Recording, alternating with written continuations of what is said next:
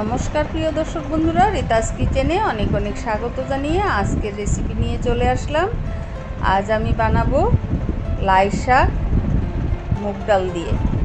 প্রথমে আমি মুগ ডালটা ভেজে নিচ্ছি। মুগ ডালটা ভাজা হয়ে গিয়েছে, জল দিয়ে আমি ধুয়ে নিয়ে অন্য একটা হাঁড়িতে বয়েল হতে দিয়েছি। 80% মতো বয়েল করে রেখে দেব। এবার কড়াইতে তেল দিয়ে কুচি করে কেটে রাখা আলুগুলো দিয়ে দিয়েছি। দিয়ে দিচ্ছি হাফ টিস্পুন হলুদ গুঁড়ো, হাফ টিস্পুন নুন। এবার আলুগুলো ভাজতে দিয়ে আমি শাকগুলো কেটে নেব। এই দেখো বন্ধুরা, এগুলো হলো লাই শাক।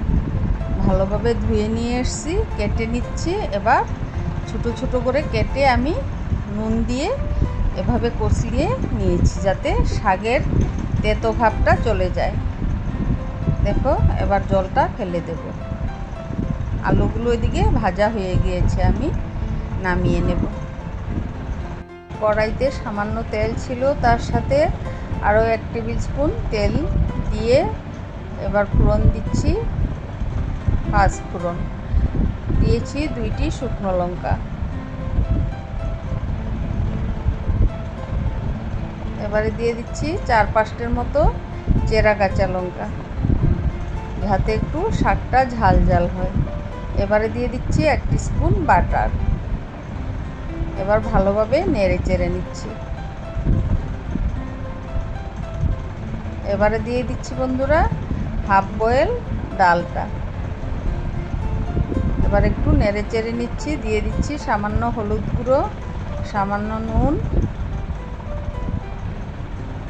তারপর একটু নাড়িয়ে চাড়িয়ে দিয়ে দেব শাকগুলো, আমি যে কষলিয়ে রেখেছি ওই শাকগুলো। দেখো, একদম মিলিয়ে গিয়েছে। এখানে 7-8 মুঠির মতো শাক ছিল, একদম কচি শাক, তার জন্য একদম মিলিয়ে গিয়েছে। এবারে 5 মিনিটের মতো ঢেকে দিলাম। ফিরে এলাম 5 মিনিট পর। দেখো বন্ধুরা, শাকটা একদম ঝুরঝুরে হয়ে আছে, তার জন্য আমি সামান্য একটু জল দেব। মুগ ডালটায় জলগুলো টেনে নিয়েছে, তার জন্য আমি সামান্য একটু জল দিয়ে এবারে দিয়ে দিব আগের থেকে ভেজে রাখা আলুগুলো। শাকের সাথে আমি আলু এই জন্যই দিয়েছি, যাতে লাই শাকের একটি স্যান্ট আছে, তাই ওই স্যান্টটা যাতে না আসে, তার জন্য। আমার লাই শাকের স্যান্টটা একদম ভালো লাগে না, আলুটা না দিলেও চলতো। এবারে দিয়ে দিচ্ছি হাফ টিস্পুনের মতো চিনি, স্বাদটা ঠিকঠাক হওয়ার জন্য। আর নামানোর আগে দিয়ে দিচ্ছি সামান্য একটু ভাজা মশলা। এইভাবে তোমরা একবার বাড়িতে বানিয়ে খেয়ে দেখো বন্ধুরা। একবার বানালে বারবার বানাতে ইচ্ছা করবে।